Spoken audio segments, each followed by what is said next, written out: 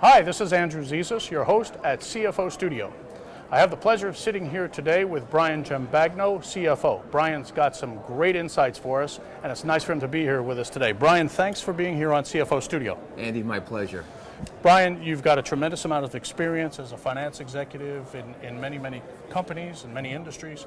And I wanted to get your opinion about the role of the CFO. How has that changed in the last 20 years? Wow, that's a great question. What I've seen is the role of the CFO has become more of a strategic partner to the CEO as well as the board. More than just the accounting and finance, the business acumen has really become a more important aspect of the CFO's role. Dealing with sales, pricing, getting in front of customers. On the production side, working with operations on driving cost containment and profit improvement. So I see the role as really becoming more of the wingman or the right hand to that CEO.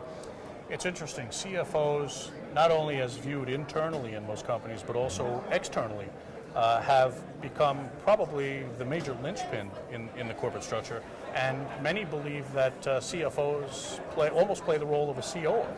Would you agree with that assessment? I don't want to take anything away from the COO, but I think the importance of the CFO in that executive suite is becoming more and more prominent these days. Right. Now, as CFOs become broader in their focus, they play an even greater role in shareholder interaction and board interaction.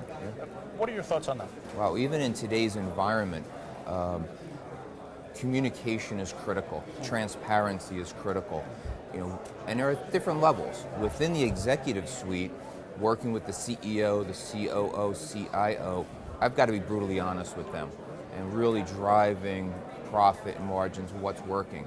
The next level are your investors. Once again, no surprises. You've got to keep them informed of what's going on in the business, both good and bad. What's working today and what's some of the challenges and what's down the road. And at the third level are our bankers. In today's regulatory environment, what used to be a relationship has now become much more difficult. They're being scrutinized. They're somebody's looking over their shoulder. So in the past, when it was issue my financials, pay my term loan, be in compliance with covenants, it doesn't stop there anymore. Yeah, it's gotten deeper and broader and a lot more busy. Exactly. Now, as the role of CFO becomes broader, and given that there are a number of finance executives who are in transition, and given that the role of CFO tends to require that finance executives are more often in transition, should those finance executives who are on the hunt looking for jobs be marketing themselves as specialists or be marketing themselves from a more broader perspective? Wow, great question. I think the role of the specialist is very important when it comes to the industry. If you can come into an executive suite and demonstrate an expertise in that industry, you're going to come up the learning curve much faster, and you'll gain more credibility with the CEO and COO that you can talk their talk and the critical business issues. On the flip side, being able to come in there and help them manage the day-to-day, bring that business experience. I've stepped out of finance at one point in my career, and I ran operations. I've been trained with a sales organization. I know what it's like running production. That also brings great value into that executive suite. So, to answer your question, it was a two-pronged answer. But I think the expertise in an industry combined with general business experience is a critical value that a CFO can bring. So it's actually a combination of both. I believe it is. Being able to demonstrate a particular focus while also being more broad in your expertise. And being that businessman. You know what? That's a critical statement, being a businessman. So a CFO, if I'm hearing everything you've just said, a CFO is no longer merely a finance exec, but he's really an operations, sales, IT, HR, logistics. He's a business manager for the company. Especially in the environment that I've worked in. I spent most of my career in middle market. In mid-market, I don't have the luxury of a large accounting staff. I don't have a chief accounting officer. I don't even have CPAs on my staff. So my broad business experience is critical to the success of my role in that environment. And I think that's becoming more and more the case, with, especially with mid-market companies and their finance executives. Absolutely. Let's talk about growth. Yeah. Okay. As the economy gets traction and continues on its slow and steady recovery, will growth for most companies in the mid-cap sector come from upsells to existing customers or new customer acquisition? I believe it's going to be more upsell. I think it's more vertical integration, which is critical, where we as an organization can demonstrate value add to our customer base.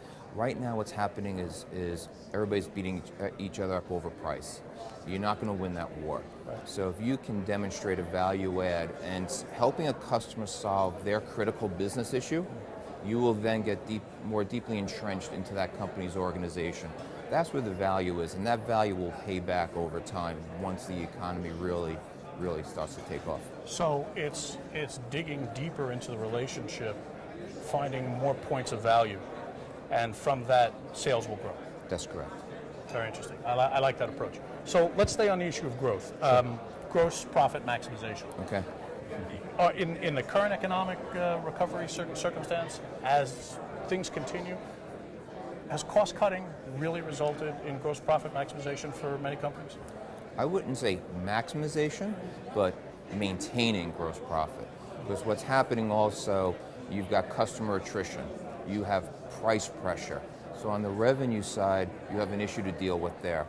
You're maintaining your margins by being just vigilant on the cost side, minimizing discretionary spend, focus on operational efficiency to really keep the costs down while you're rebuilding the sales side.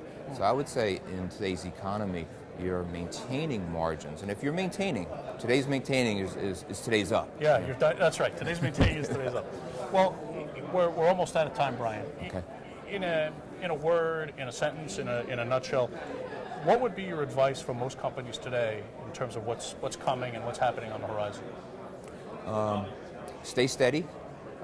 It's going to be a slow recovery, and keep an eye on the cost side and take care of your customer. Take care of your customer. You know what? I think that's great advice. Brian, thanks very much for being with us today. My pleasure. Enjoyed it. This is Andrew Zizas with Brian Giambagno for CFO Studio. Thanks for watching. We'll see you next time.